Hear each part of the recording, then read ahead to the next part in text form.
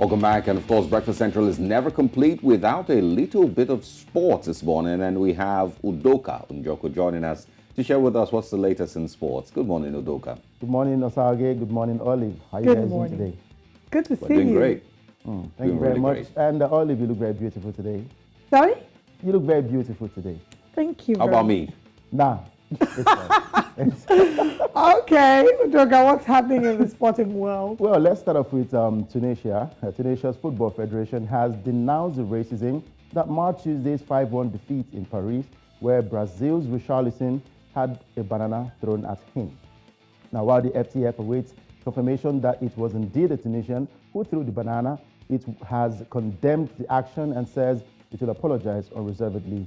The FTF criticized those spectators who had booed the Brazilian national anthem while failing to mention the use of lasers aimed at several Brazil players as well as the referee. At the forthcoming finals in Qatar, Tunisia will meet Denmark, Australia, and defending champions France in Group D. And to the London Marathon to happen later this weekend, Farah has been forced to withdraw from Sunday's race due to a hip injury, with the latest setback raising doubts over the 39-year-old's future in competitive racing. The four-time Olympic gold medalist was due to run for the first time since 2019 after making a return to the track in a failed attempt to compete at last year's Olympics in Tokyo. Farah has never won the London Marathon in 3 previous attempts, with his best finish coming in 2018 when he finished third. Ethiopian reigning champion Sisi Lema and his compatriot Kenenisa Bekele, the second fastest marathon runner of all time, are among the favorites for the men's race. Kenya's Eliud Kipchoge is not running after smashing his own world record by 30 seconds at the Berlin Marathon last Sunday. And to cricket now, South Africa's final preparations for the T20 World Cup got off to the worst possible start after a rampant Indian bowling attack blew the Proteas batters away to power them the home side to an 8-wicket win on Wednesday. The Proteas were battered into submission shortly after India won the toss and asked their visitors to bat first at the Greenfield International Stadium, where South Africa's top 6 again failed to fire. South Africa will now look to square the series in the second T20 match in Guwahati on Sunday, with the third match and potentially series deciding game to be played in Indore on the 4th of October. And to volleyball now, top scorer Sharon Chepchumba says it will be a big dream if Kenya can become the first African team to reach the second round of the Women's World Volleyball Championship. Now, Chepchumba was delighted after her teammates improved their chances when beating Cameroon 3-0 in the championship. Now, victory in one of their final 2 group games should be enough to secure history for the Kenyans.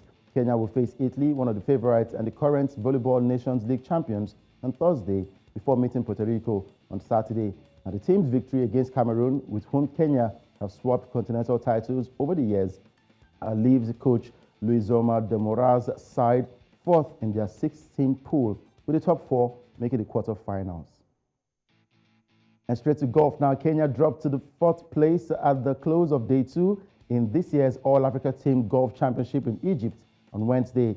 Captain Dennis Mara contributed a 1 over par 73, which saw the team aggregate drop from 3 to level par, with Tunisia on 1 under par total taking the 3rd place. Meanwhile, Morocco maintained its top position thanks to a brilliant play from the team to take a 5-shot lead from defending champion South Africa. Now, if Morocco wins, it will be the first country to clinch the title from South Africa, who have dominated the championship since 2011. And to the world of car racing now, Boyna Kiru will be among the marshals at the Singapore Grand Prix that will take place from the 30th of September to the 2nd of October. The Kenyan will be officiating the race at Turn 1, and some of the roles of a Formula 1 marshal include moving damaged cars off the racetrack. During an F1 race, the marshals undertake different roles. Now, the roles are categorized into 4 groups: trackside marshals, there's also the flag marshals, pit marshals, and start line marshals, and we also have the paddock marshals and administrative marshals. Boyna will be taking up the role of a trackside marshal. Her responsibility is to help ensure that the racetrack is clear of any potentially hazardous objects. Now, this involves recovering damaged or broken down cars and moving them to a place of safety and also include clearing debris, gravel, or oil from the circuit.